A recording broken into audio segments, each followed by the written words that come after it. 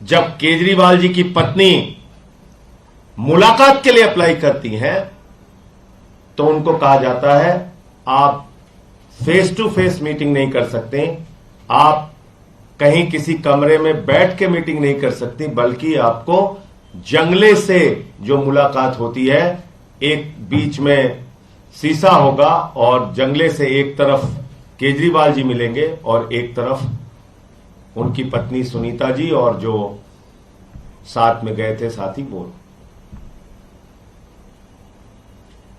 उस दिन शायद विभो की मुलाकात थी। तो मेरा यह कहना है, इतना अमानवीय व्यवहार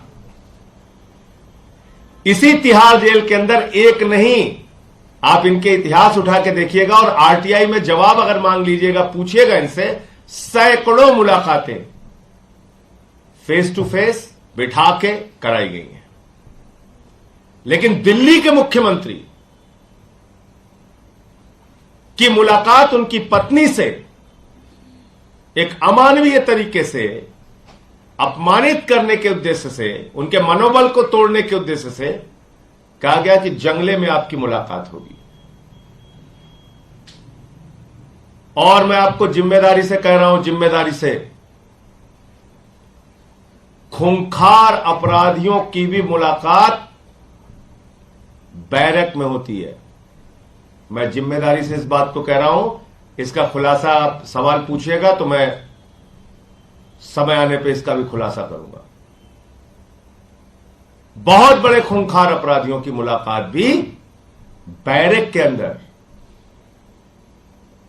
के अंदर होती है।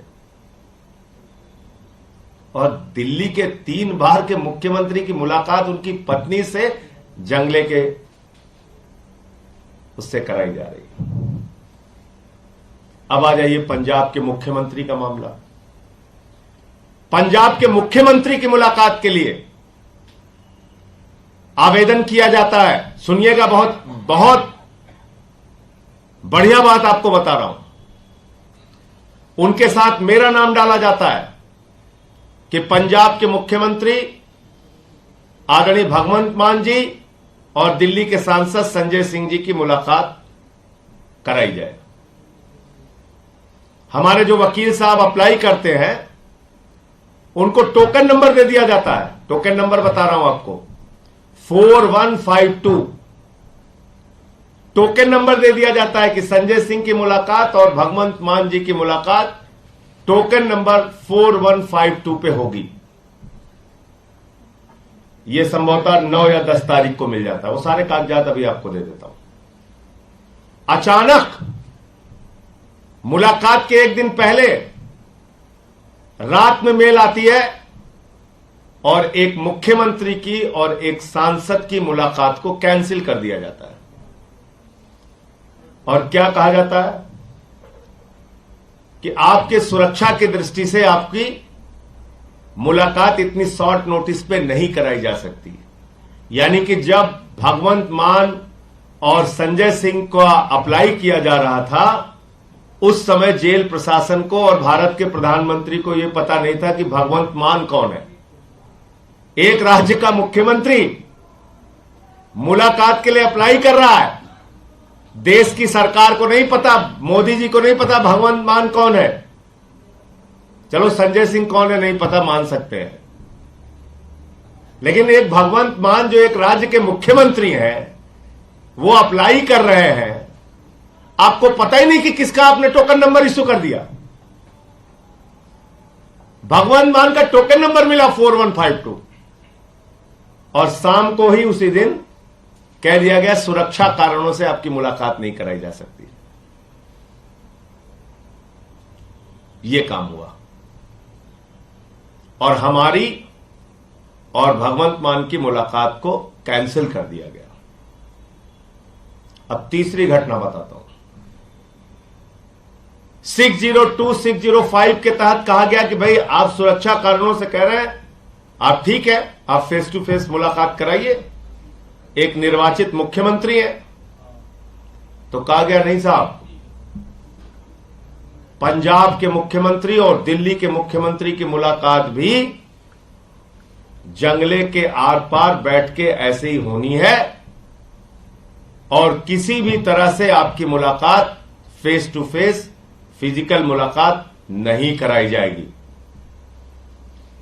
मैं पूछना चाहता हूं तिहाड़ जेल के प्रशासन से, मैं पूछना चाहता हूं भारत के प्रधानमंत्री से, मैं पूछना चाहता हूं देश के गृह मंत्री से, एक उदाहरण बताओ जब से तिहाड़ जेल बनी है, एक नाम बताओ कि किसी निर्वाचित मुख्यमंत्री की मुलाकात किसी निर्वाचित मुख्यमंत्री से ऐसे आपने कराई है। एक नाम बताइए ना आप। मैं जानता हूं कितने लोगों की मुलाकात वहां पे फिजिकल होती है, ऑफिस में बिठा के कराया जाता है। एक नाम बताइए जब से यह तिहाड़ जेल बनी है, एक नाम बताओ प्रधानमंत्री जी, एक नाम बताइए अमित शाह जी। आप अरविंद केजरीवाल जी को अपमानित करना चाहते हैं, आप भगवंत मान जी को अपमानित करना चाहते हैं, आप केजरीवाल का मनोबल तोड़ना चाहते हैं, इस तरीके से उनके परिवार को अपमानित कर रहे हैं, उनसे मिलने के लिए एक मुख्यमंत्री जा रहा है उसको अपमानित कर रहे हैं।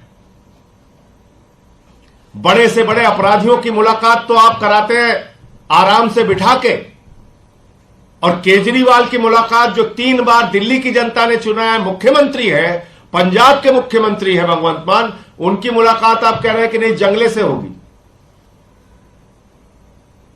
और मेरी मुलाकात, मैं दिल्ली का सांसद हूं जो पहले अप्लाई किया 4152 टोकन मिला, मेरी मुलाकात उन्होंने कैंसिल कर दी। अब सिर्फ भगवंत मान की मुलाकात करा रहे हैं, वो भी जैसा मैंने आपको बताया मेरी मुलाकात कैंसिल कर दी।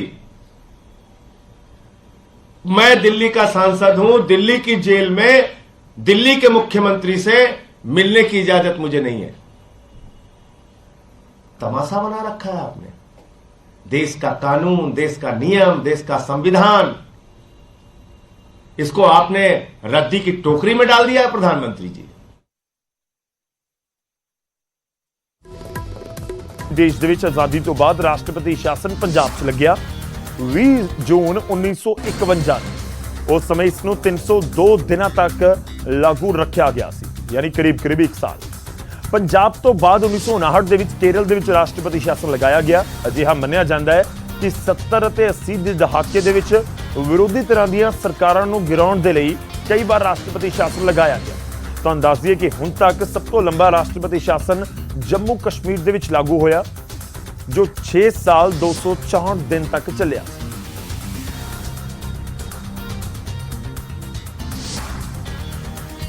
ਔਰ ਪੰਜਾਬ ਨੇ ਰਾਸ਼ਟਰਪਤੀ ਸ਼ਾਸਨ 1951 ਤੋਂ ਬਾਅਦ ਕਈ ਵਾਰ ਦੇਖਿਆ ਹੈ ਜਦੋਂ ਸਟੇਟ ਦੇ ਵਿੱਚ ਰਾਸ਼ਟਰਪਤੀ ਸ਼ਾਸਨ ਲਗਾ ਦਿੱਤਾ ਗਿਆ ਸੀ।